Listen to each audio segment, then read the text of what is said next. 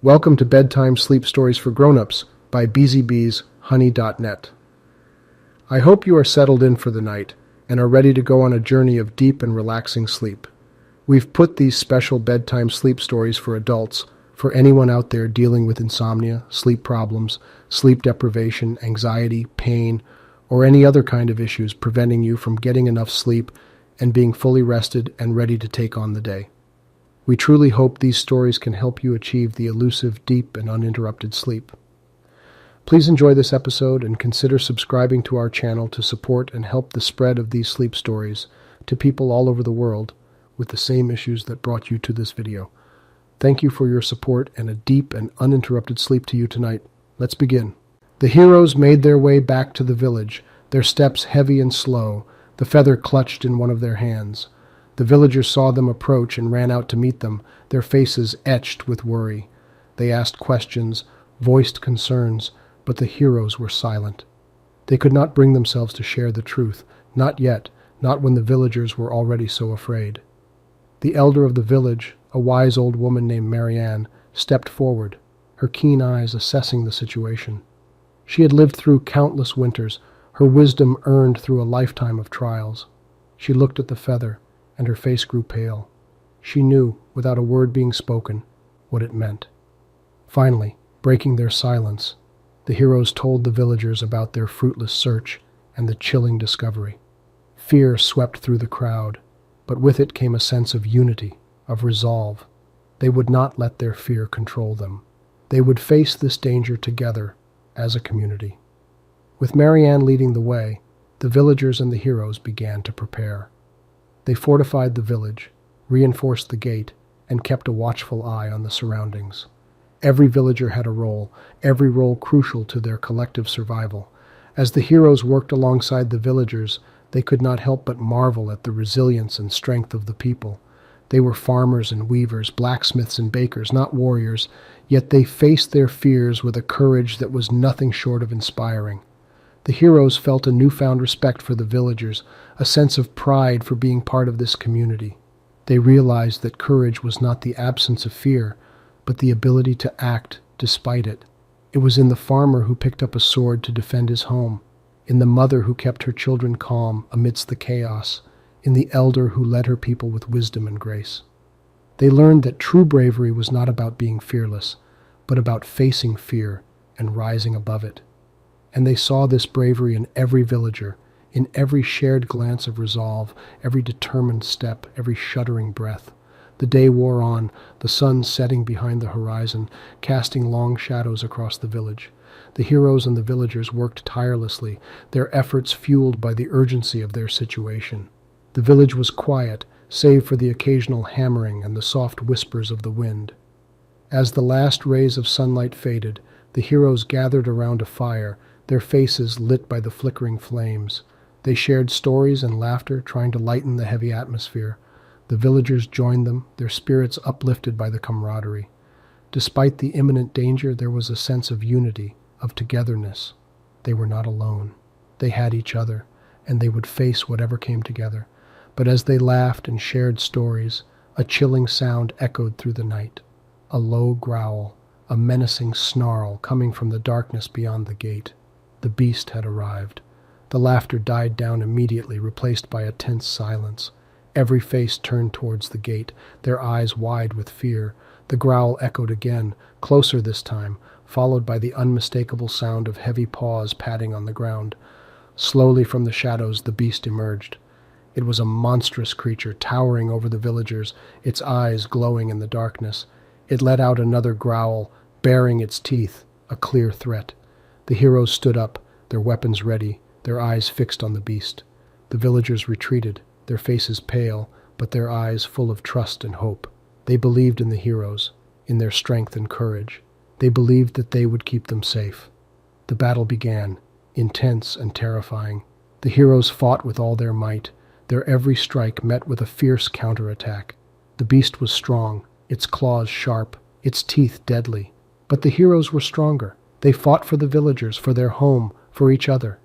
Despite the danger, despite the fear, the heroes found themselves filled with a sense of determination, a sense of purpose. They would not let the beast win. They would protect the village no matter what it took. The fight raged on, the air filled with the sounds of clashing weapons and snarling beast. But the heroes did not waver. They fought with courage, with resilience, with everything they had. Finally, after what seemed like an eternity, the beast let out a final agonized growl and fell to the ground, defeated. The heroes stood over it, panting, their bodies covered in sweat and blood, but their eyes shining with victory. The villagers erupted into cheers, their joy echoing throughout the village. They ran towards the heroes, their faces filled with gratitude and admiration. They had won. They were safe. The battle began, intense and terrifying. The heroes fought with all their might, their every strike met with a fierce counterattack. The beast was strong, its claws sharp, its teeth deadly, but the heroes were stronger. They fought for the villagers, for their home, for each other. Despite the danger, despite the fear, the heroes found themselves filled with a sense of determination, a sense of purpose. They would not let the beast win. They would protect the village no matter what it took. The fight raged on, the air filled with the sounds of clashing weapons and snarling beast. But the heroes did not waver. They fought with courage, with resilience, with everything they had. Finally, after what seemed like an eternity, the beast let out a final agonized growl and fell to the ground, defeated. The heroes stood over it, panting, their bodies covered in sweat and blood, but their eyes shining with victory. The villagers erupted into cheers, their joy echoing throughout the village. They ran towards the heroes, their faces filled with gratitude and admiration. They had won. They were safe. The heroes smiled at each other, their hearts filled with pride. They had done it. They had faced their fears. They had fought, and they had won. But more importantly, they had learned a valuable lesson. Bravery was not about being fearless, but about facing fear and rising above it. It was about standing up for what was right, about protecting those who couldn't protect themselves. It was about never giving up, never backing down, no matter how tough the fight. As the villagers celebrated their victory, the heroes looked at each other, their eyes gleaming in the firelight. They knew they had a long journey ahead, many more battles to fight, but they also knew they were ready, because they had learned the true meaning of bravery, and with that knowledge, they were unstoppable. The celebrations ran late into the night. The villagers hailed the heroes, thanking them profusely for their bravery and strength. As the bonfire crackled, casting long shadows against the walls of the huts, stories were shared, and tales of the heroes' past exploits spread like wildfire. After the merriment died down, the heroes gathered in their designated hut, exhaustion lining their faces. The battle had been fierce, and their bodies ached from the strain. But, despite the physical fatigue, their spirits were high, their hearts filled with accomplishment. Lyra, a petite warrior with a fiery spirit, was the first to speak. Her violet eyes shone in the firelight as she addressed her comrades. "We did well today," she began, her voice soft but firm, carrying an undeniable sense of leadership. "We faced a threat unlike any we've ever seen, and we overcame it. We fought, not for glory or fame, but to protect those who couldn't protect themselves, and we succeeded." A murmur of agreement ran through the group. Strong and fearless, the heroes knew that their journey was far from over. This victory was just a step towards a larger goal. They understood the responsibilities they carried on their shoulders and were prepared to do whatever it took to fulfill them. "However, we must not forget," Lyra continued, her gaze serious. "Victory does not make us invincible. It does not mean we can let our guards down. Each battle, each monster, each threat, they are all lessons, teaching us how to be better, stronger, wiser. We must learn from them, grow from them." Her words echoed in the silent hut, carrying the weight of truth. They understood her message, acknowledging the wisdom in her words. In their journey of heroism, they were bound to face challenges, bound to make mistakes. But it was from these trials and errors they would learn, improving and evolving with each passing day. The importance of this lesson was not lost on them. Their thoughts were interrupted by a sudden eerie howl from the woods. The heroes were on their feet instantly, their weapons at the ready. The villagers had retreated to their huts at the sound, fear palpable in the air. The forest was a place of darkness and mystery, home to beasts unknown. As the howl echoed once more, a sense of dread filled the village, a premonition of another battle brewing at their doorstep. As the howl echoed through the night, the heroes moved swiftly, their steps silent against the cool earth. The forest loomed ahead, its shadowy expanse a stark contrast to the comforting warmth of the village. The crackling of the dying bonfire was the only sound that broke the eerie quiet. They ventured into the forest, their senses on high alert. The woods were treacherously silent, the nocturnal creatures eerily quiet. The leaves rustled softly beneath their feet, and the faint glow of the moon barely penetrated the dense canopy above. The atmosphere was thick with an almost palpable sense of foreboding. Unbeknownst to them, their steps were being closely watched. A pair of eyes, yellow and gleaming, watched from the shadows, tracking their movements with calculated precision. The creature they belonged to was massive, its dark silhouette barely visible in the gloom. It watched as the heroes drew closer, the anticipation of the hunt making it almost quiver with excitement. Suddenly, the creature lunged forward from its hiding spot, its massive body crashing through the undergrowth. The heroes barely had time to react as it charged towards them, its eyes gleaming menacingly in the dark. But they were not the heroes of their village for nothing. Despite their surprise, they sprang into action, meeting the beast head-on. As they battled the creature, their earlier victory seemed like a distant memory. This beast was different, more ferocious and relentless. They were being tested, challenged to push their limits, and they did not back down. Their determination fueled their strength, and slowly they began to gain the upper hand. After a fierce struggle, the creature finally fell, its massive body collapsing onto the forest floor. The heroes stood victorious once more, their bodies covered in sweat and their breaths heavy. They looked at the fallen beast, its form still intimidating even in defeat. Suddenly Lyra's words from earlier echoed in their minds. Each battle, each monster, each threat, they are all lessons, teaching us how to be better, stronger, wiser.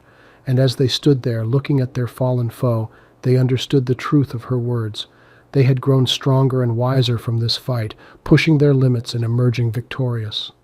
Exhausted yet triumphant, the heroes returned to the village, the sun beginning to rise behind them. Their battle in the forest had been fierce and trying, but it had taught them a valuable lesson. They were not invincible, but they were capable of great feats when they faced their challenges head-on. And as they looked ahead, they knew that they would face many more trials in the future. But they were ready. They were strong. They were heroes. As the sun began to dip beneath the horizon, a cold gust of wind tore through the abandoned streets of Doncaster, sending discarded newspapers and loose debris swirling in its wake.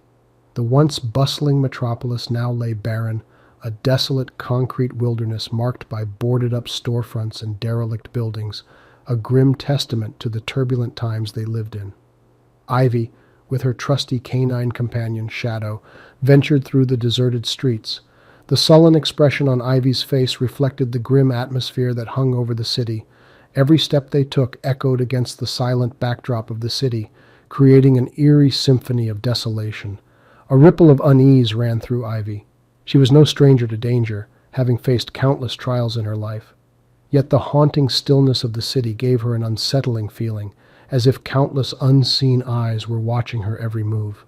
She glanced at Shadow, the German shepherd who had been her stalwart companion since the world changed. Ivy's thoughts turned back to the fateful day when everything changed.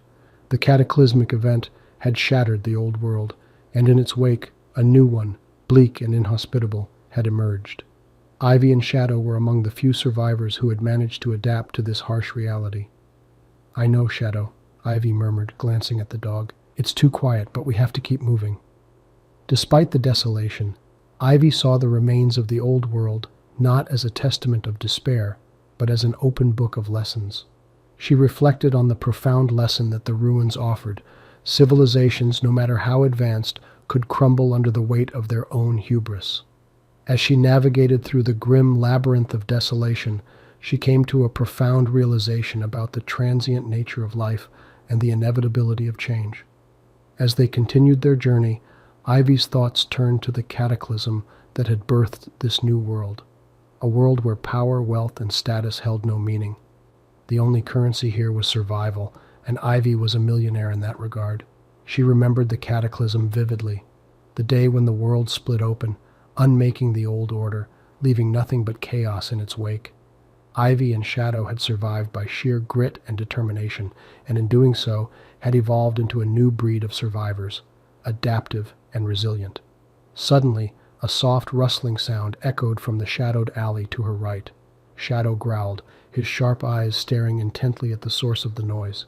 Ivy quickly took a defensive stance, her hands tightly clutching the hilt of her knife. A tense moment passed before a scraggly figure stumbled out from the shadows. It was a man, disheveled and on the brink of exhaustion. "Please," he croaked, his voice barely a whisper, "help me." In the new world, trust was a luxury Ivy couldn't afford. The man could be genuinely in need, or he could be a trap, a lure for unsuspecting survivors. Ivy's gaze hardened, but she remembered an essential lesson from her past life, a mantra she had carried with her. Humanity is the ability to empathize, to aid, and to love, even when the world around you crumbles. After a moment of hesitation, Ivy stepped forward.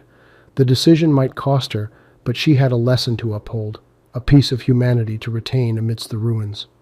Whether it would lead to salvation or damnation, only time would tell. Slowly, Ivy moved towards the man, her eyes still fixed on him, her senses alert for any sign of an ambush. Shadow stayed close, his growl a low rumble in his throat. The man didn't move. He just stood there, swaying slightly, his eyes pleading. With a swift movement, Ivy reached him. She took in his disheveled appearance, torn clothes, a laceration on his arm, and the exhaustion that hung around him like a shroud. This man had been through hell, and yet he had survived. "We need to treat that wound," Ivy said, her voice calm and steady. The man just nodded, too weak to speak. As she started dressing the wound, her mind drifted back to the cataclysm. The world hadn't given them a choice. It had been adapt or die, and she had chosen to adapt. But in doing so, she had had to harden herself, steel her emotions, and shut out her ability to trust. She had survived, but at what cost? As she looked at the man, weak, vulnerable, yet a survivor, she was reminded of her old self, of the humanity she thought she had lost. Helping this stranger was a risk, one that could lead to unimaginable consequences. But it was also an opportunity, a chance to reclaim the part of her she thought she had lost in the cataclysm, her compassion. When she was finished, she helped the man sit down against a nearby wall. He was still weak, but the color had started to return to his face. "Thank you," he whispered, his voice barely audible. Ivy simply nodded. She didn't trust him, not completely. But she had made a choice to help, to show compassion. And in that choice, she had taken a step towards reclaiming her humanity. "Survival is not just about staying alive," Ivy murmured, more to herself than to the man. "It's about retaining our humanity." With those words echoing in the silence, Ivy settled down for the night. Tomorrow was another day, another battle for survival. But tonight, under the stars, there was peace, there was hope, and as she closed her eyes, she realized something. In this world, you weren't defined by what you had lost, but by what you chose to retain. The world was harsh, unforgiving, but it was also a test, a challenge to retain your humanity amidst the chaos. As she drifted off to sleep, Ivy knew one thing for certain. No matter what, she would never let go of her humanity, of her ability to love, empathize, and aid, because that was what survival truly meant. The new day dawned with an air of promise and hope. Ivy got up from her makeshift bed and looked at the man. He was still asleep, his breaths even, his face relaxed. It was time to move, time to find a safer place. "Hey, wake up," she said softly, nudging him. The man opened his eyes, blinked a few times, then looked at Ivy. There was gratitude in his eyes and something more, a spark of determination. "I'm thankful, Ivy," he said, his voice hoarse. She nodded. "We need to move now. We can't stay here." He agreed with a weak nod. "Lead the way." As Ivy navigated through the ruins of the old city, the man followed her. He was slow, but he was making an effort, pushing himself despite his weakness. It was a quality that Ivy had to respect. They walked in silence, each lost in their thoughts. Ivy couldn't help but recall her journey so far. She had been alone, depending on no one but herself and Shadow. But now, there was another person, another life that she was accountable for. As they moved, she kept her senses alert for any signs of danger, but all she could hear was the sound of their footsteps and the wind whistling through the ruins. It was a desolate kind of peace, but peace nonetheless. but peace could be deceiving. Suddenly there was a rustle, a movement in the periphery of her vision. Ivy tensed up, her hand instinctively reaching for the dagger at her side. "Hold on," she said, signaling the man to stop. He obeyed, standing still while Ivy cautiously approached the source of the noise. Shadow growled lowly, hackles raised, body taut as he readied himself for a potential threat. The bushes rustled again, and then, out of the undergrowth, a small, skinny rabbit hopped out. Ivy let out a relieved chuckle. "It's just a rabbit," she said, turning towards the man. But the expression on his face wasn't one of relief. Behind him, rising from the ruins, was a large figure. The figure was masked, cloaked, and in its hand it held a weapon. Ivy's heart pounded in her chest as she recognized the figure. "Get down!" she shouted, but it was too late. The figure launched itself at the man, knocking him to the ground. Ivy ran towards them, drawing her dagger. She was fast, but the masked figure was faster. The figure raised its weapon, ready to strike, but before it could, Shadow lunged, sinking his teeth into the figure's arm. The figure yelled, dropping its weapon as it tried to shake off the wolf. Ivy was on him in an instant. With a swift, precise movement, she plunged her dagger into the figure's side. The figure staggered, dropping to its knees, and then fell to the ground, motionless. Ivy stood panting, her eyes wide, her heart pounding. She had killed before, out of necessity, out of survival, but each time it left a stain on her soul, a reminder of the world they lived in now. "You okay?" she asked, turning towards the man. He nodded, getting up slowly. "Yes, thanks to you and Shadow," he said, his voice shaky. Ivy nodded, wiping her dagger on the figure's cloak before sheathing it. "We need to leave, now." As they resumed their journey, Ivy couldn't help but think about the fight. She was a survivor, but every day, every moment, was a battle. Yet she wouldn't give up, because giving up meant accepting defeat, and she was far from defeated. Remembering this, she felt an intense rush of resilience. Life was a battle, yes, but with every challenge, every fight, she became stronger, tougher, and more determined. She would keep fighting, keep surviving, because she was not just a survivor, she was a warrior. Their journey continued, the echoes of the fight fading behind them. Ivy knew that there would be more challenges, more fights, but she also knew that she could face them, that she was not alone, because in this desolate world, she had found something precious. She had found hope, strength, and companionship, and those were things worth fighting for. Just as the sun was setting, they found a relatively safe place to rest. Ivy looked around, her senses on high alert, but for the moment, all was quiet. But just as she was about to relax, she heard a sound, a distant yet familiar sound. Her heart pounded in her chest as she recognized the sound. "Get down," she said, pulling the man into a crouch. The distant rumble grew louder, the ground shaking slightly under their feet. It was the sound of an engine, a vehicle. In their world it could only mean one thing: trouble. As the sound grew louder, Ivy could only think of one thing: they were coming, and she was ready for them.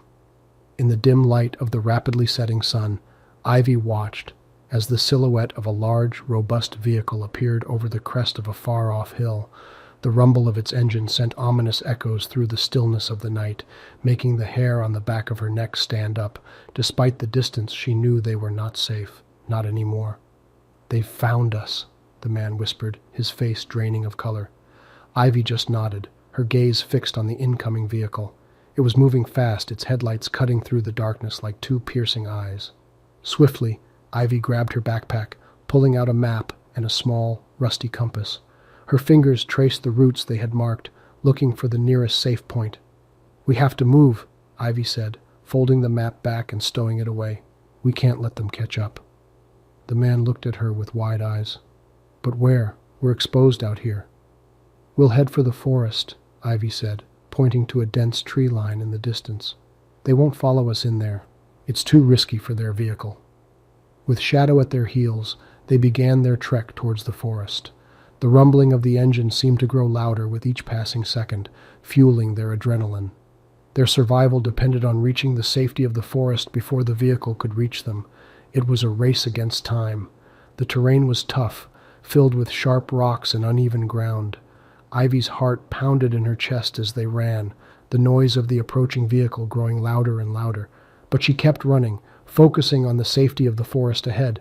Despite the danger, Ivy couldn't help but be reminded of a profound truth. Their world was harsh, unforgiving, and full of danger. Yet, they persisted. They fought, they survived, and they lived.